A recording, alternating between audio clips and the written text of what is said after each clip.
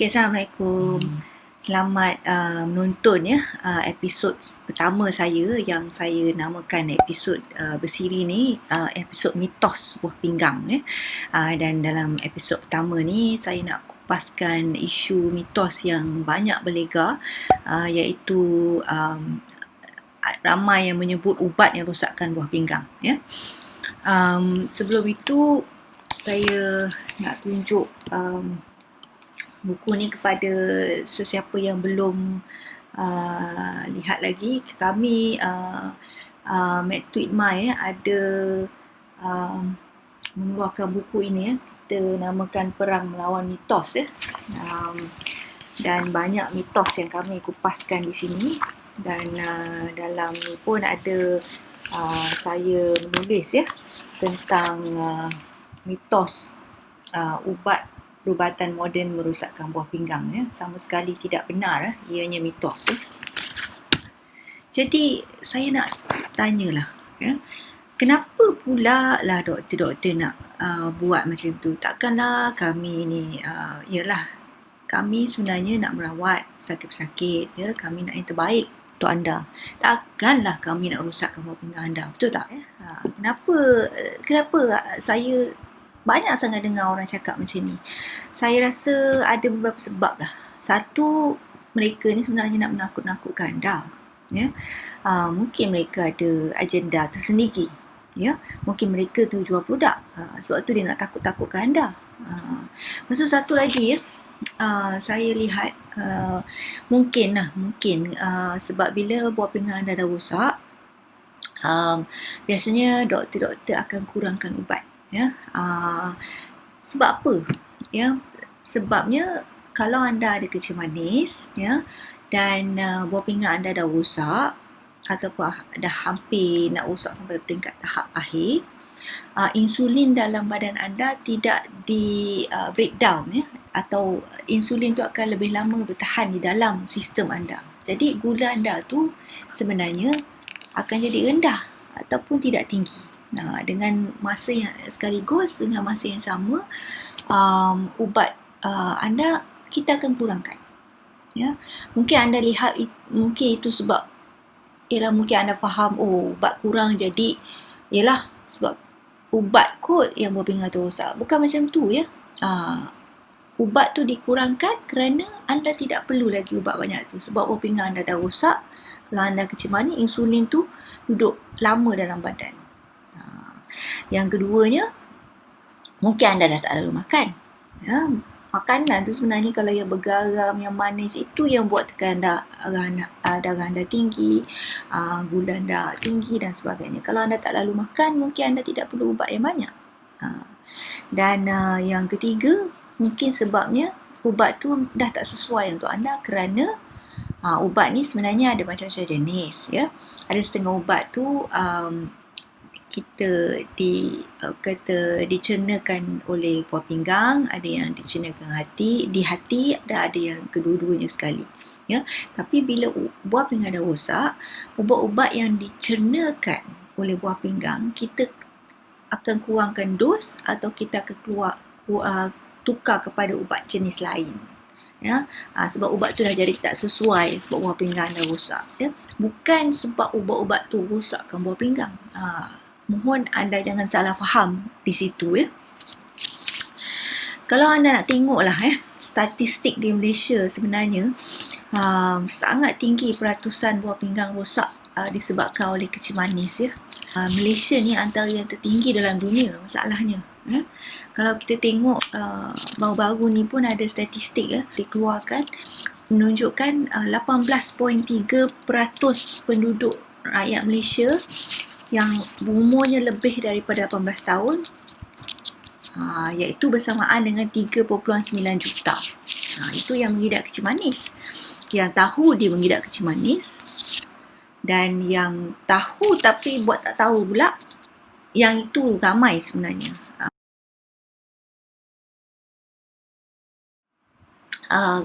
Kencing manis atau tekanan darah dia tak terkawal ya.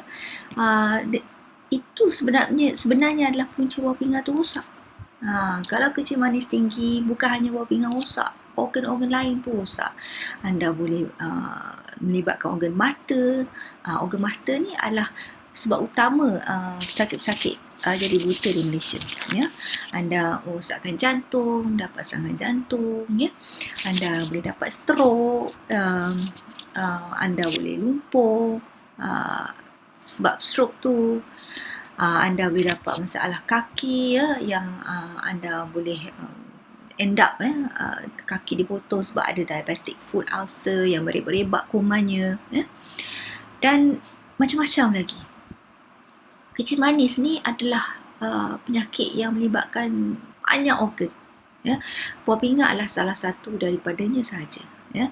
Jika anda tidak kontrol atau kawal paras gula anda ya kepada paras yang ditetapkan ya oleh doktor yang merawat anda, kurang-kurangnya bawah 7 bacaan fasting blood sugar. Kita bukan hanya buat fasting blood sugar ya, kita pun ada buat bacaan HbA1c.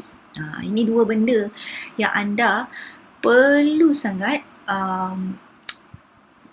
tanya doktor anda berapakah bacaan gula fasting anda dan berapakah bacaan HbA1c anda. HbA1c ni sebenarnya adalah bacaan purata kawalan gula anda untuk 3 bulan. Maksud dia, bila kami ada keputusan tu, kami tahu apakah purata kawalan anda. Walaupun anda katalah anda puasa 3-4 hari lah kan sebelum nak ambil darah di hospital lah.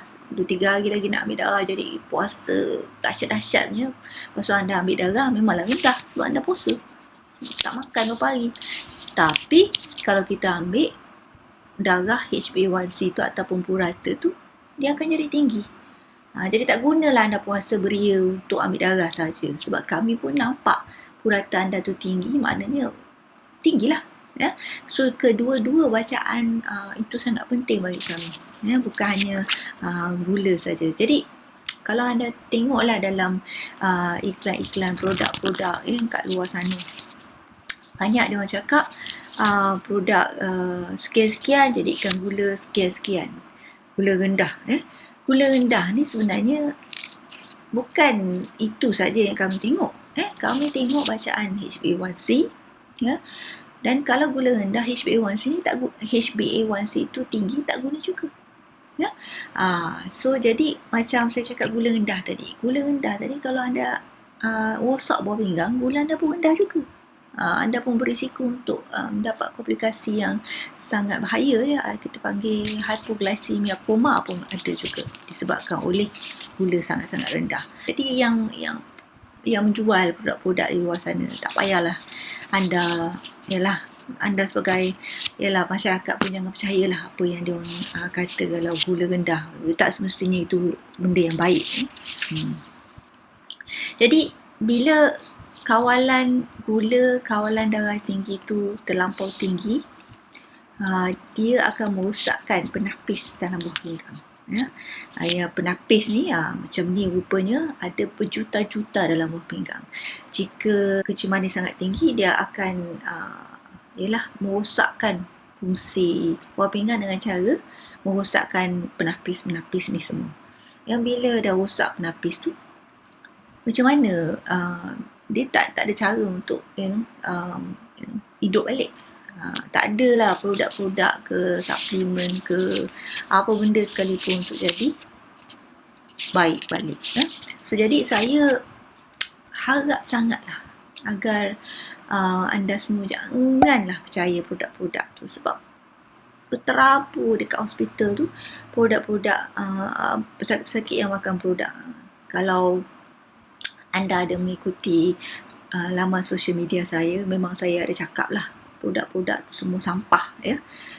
Kalau produk tu tidak mendatangkan kebaikan dan merisikokan rosak lagi buah pinggang atau merisikokan kesihatan anda, ianya automatik jadi sampah lah kan. Kenapa saya cakap dia semua produk jangan ambil? Sebab apa produk sekalipun, kalau anda ada penyakit kronik ni, organ-organ anda berisiko. Jadi bila anda ambil barang-barang tambahan atau bahan-bahan tambahan, secara logiknya ia akan membebankan lagi buah pinggang anda. Dah lah fungsi buah pinggang tu dah tak berapa elok. Lepas tu anda nak bebankan lagi dengan bahan-bahan yang sebenarnya tak perlu dalam badan anda. Satu, tak perlu. Dua, mungkin akan mendatangkan kemudaratan. Ya? Sebab produk-produk yang dijual di luar sana, kebanyakan kita tak tahu apa sebenarnya dalam produk tersebut. Sebab ia tidak dikawal selia oleh doktor yang merawat. Satu. Dua, kita tak tahu sama ada dia ada potensi interaksi dengan ubat-ubat yang anda makan. Jadi hati-hatilah. Sebab tu doktor memang secara sarana umumnya memang kalau doktor buah pinggang memang kita tak bagi anda makan ubat-ubat tu semua. Kalau anda tak pasti, bawa sampel ataupun tunjukkan kepada doktor-doktor yang merawat anda tu apa dia ubatnya. Boleh kita tengok, ya, kita baca, ya, ini elok ke tidak, adakah ini ada interaksi dengan ubat-ubat yang anda makan, ya. Baru kita tahu sama ada mungkin boleh mudarat atau tidak. Kalau kita tak pasti dan anda berkeras juga nak ambil, memang kami tidak boleh nak halang. Tapi percayalah kepada kami nak yang terbaik pada anda. Jangan kata walaupun takkan bagi anda sebab anda tak nak beritahu kami. Tidak, beritahu kami faham. Kalau anda nak ambil juga okey, tak apa, tapi berilah kami peluang untuk tahu, ya, untuk tahu dan untuk memantau anda. Saya ada juga pesakit-pesakit yang nak ambil bahan tambahan. Okey, saya kata kalau nak juga tak apa. Macam ni, hari ni kita ambil keputusan satu baseline, ya, keputusan darah. Lepas tu lagi 2-3 minggu kita buat lagi satu keputusan darah. Tengok sama ada kesan kepada dalaman anda. Kebanyakannya lah yang jumpa saya semua banyak juga yang merosakkan lagi buah pinggang tu adalah daripada membaiki. Sebab ialah macam saya cakap tadi, bahan-bahan ini menambahkan beban kepada buah pinggang. Kenapa kita nak ambil, ya, itu semua, betul tak? Jadi tuan-tuan dan puan-puan, saya harap dengan sedikit sebanyak telah dapat beberapa fakta di sini untuk tahu kenapa doktor-doktor buah pinggang tidak mahu anda ambil produk-produk tambahan. Dan kedua, kenapa sebenarnya yang kami kata perubatan moden merosakkan buah pinggang itu sebenarnya adalah mitos, ya. Memang tak habis-habis kami memerangi mitos ini, ya. Memang tak betul lah, ya. Saya harap tiada lagi sesiapa yang akan percaya, sebab tiada doktor yang merawat anda, tiada doktor yang hendak tengok anda jadi lebih teruk, ya. Dan janganlah percaya saya baru-baru ni dengar pula ada doktor kata ambil lah, yelah, ada pula yang jadi founder, ya. Sebenarnya doktor kalau tidak boleh jadi founder produk, kita tidak boleh menghasilkan produk dan lepas tu kita jual, kita kata oh ini baik, ya. Sebab kita ni nak ada title ataupun sebagai seorang doktor, kita kadang-kadang boleh mengelirukan masyarakat, ya. Yang itu memang tak boleh lah. Kalau anda nampak doktor sebegitu rupa, saya harap anda jangan percayalah, ya. Dan jika anda tertipu, saya harap anda boleh simpan bukti-bukti tersebut, ya, dan mungkin boleh sama ada saman mereka ataupun buat laporan kepada Majlis Perubatan Malaysia, ya, supaya tindakan mungkin boleh dibuat kepada doktor atau pengamal perubatan tersebut. Saya harap dengan ini, saya harap kita semua boleh bekerjasama, ya. Anda pun mesti pandailah nak tahu siapa doktor yang beretika. Biasanya doktor yang merawat anda di klinik dan di hospital secara berkala itulah yang jaga anda. Kalau yang sekali-sekala ataupun yang melalui laman web, nak jual produk dan sebagainya, saya harap anda jangan percayalah, ya. Dengan itu saya sudahi dengan pesanan jaga diri anda baik-baik. Jika anda ada penyakit kronik, tolong pantau kesihatan, tolong jangan tinggal ubat, jangan percaya apa orang lain cakap yang ubat akan rosakkan buah pinggang. InsyaAllah kalau anda kawal penyakit-penyakit tersebut kepada target ataupun target yang kita nak, dia akan kurangkan risiko untuk organ-organ anda rosak, ya. Dengan itu saya ucapkan terima kasih kerana mendengar. InsyaAllah kita akan jumpa lagi dengan episod seterusnya, mitos buah pinggang. Assalamualaikum.